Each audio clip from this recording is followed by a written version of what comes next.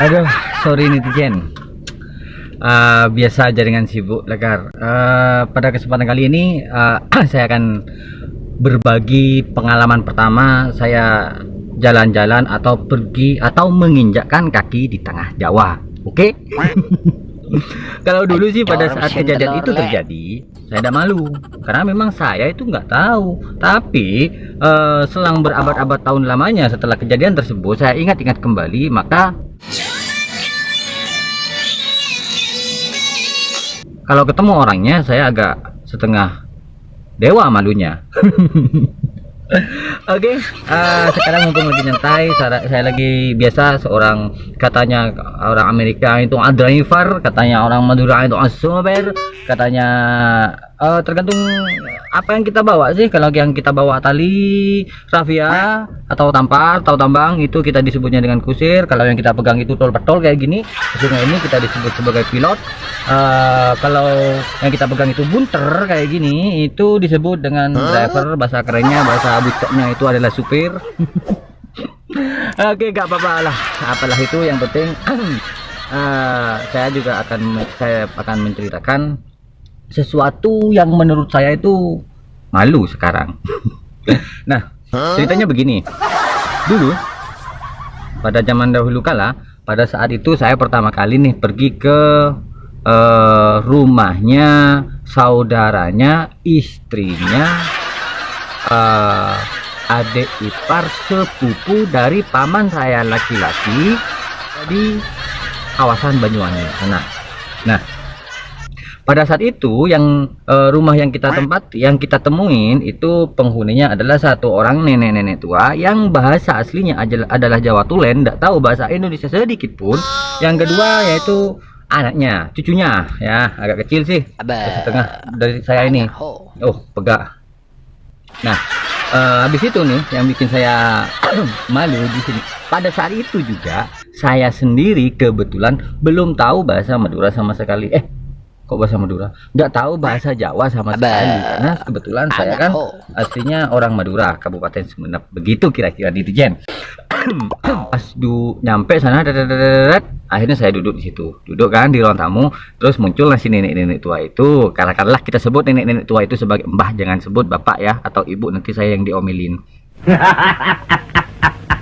Nenek-nenek tua itu kita sebut sebagai mbah ya. Si mbah itu ngaturkan saya duduk, habis itu ngasih saya minuman teh hangat, inget sekali saya waktu itu.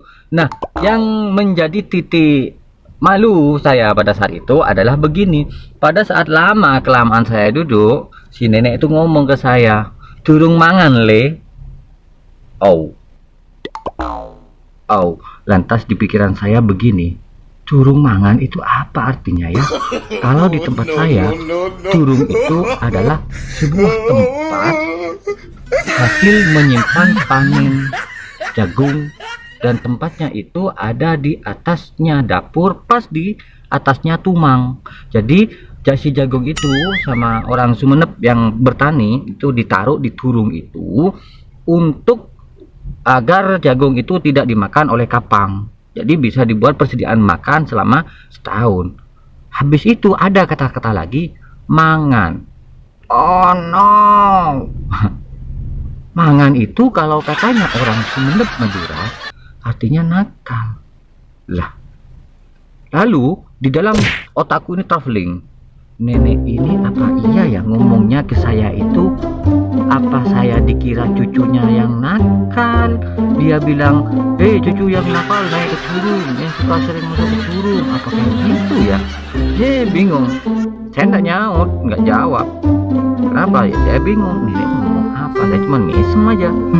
Mungkin dipikirnya nenek si Simbah itu, wah paling ini ketemuan orang gila ini. Kok ditanyain A, jawabnya misem, ditanyain B, jawabnya misem, kayak gitu. Nah, singkat cerita, lalu cucunya itu yang saya katakan tadi segini ke saya itu turun kan, datang nemuin, "Duh, apa mas?" katanya. "Enggak sih, mbah tadi ngomong, cuman aku gak tahu." Habis itu dijelasin sama si anak kecil itu, "Walah mas, si mbah itu gak ngerti bahasa Indonesia. Dia bilang durung mangan itu artinya belum makan." Oh, Ancor mesin telur lek. baru tahu saya. Turung mangan. Tak kirain dek, saya itu disuruh naik ke turung karena saya nakal, gitu kata saya. Nah, habis itu ya, ceritanya nggak berhenti sampai di sini. Datanglah Simbah itu lagi ke ruangan di mana itu saya duduk-duduk sama cucunya itu. Ngomong, lo ajaan mangan di nang dapur gitu kan. Pokoknya kayak gitulah kira-kira waktu itu. Nah, cuman waktu itu kan saya dikasih tahu kan sama cucu itu, ayo mas disuruh makan. Oh iya, mangan itu makan bukan nakal kata saya. Nah, sampai sana, monggo dimangan sak ono kan cana katanya si nenek Simbah itu ke saya. Saya mesem karena saya tahu si nenek nggak bisa bahasa Indonesia kan, saya mesem gimana. Akhirnya saya cari di meja itu kan banyak tuh hidangan. Nah, ada nasi putih, ada nasi kuning, ada nasi jagung, ada nasi hitam, terus ada kuahnya itu, ada kuah timun, ada kuah bayam. Wow, saya suka sekali sama kuah bayam, bukan kuah bawang, kuah bayam. Habis itu terus ada lagi kuah kuah apa namanya, kuah itu loh, nangka. Terus ikannya macam-macam, ada telur, tahu, tempe, terus ada ayam juga. Si nenek kan ngomong tadi, monggo le dimangan saono. Habis itu mangan itu kan makan kata saya. Saya cari satu-satu. Kebetulan saya kan paling seneng tuh kalau ada nasi ditambah dengan kuah terong, ditambah dengan ikan burung ya. Tuh paling seneng saya. Kan si nenek tadi bilang mangan saono.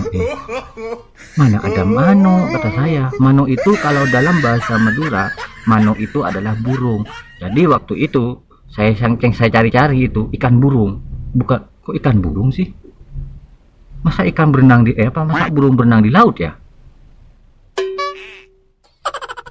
Setahuku kan kalau ikan ada di laut.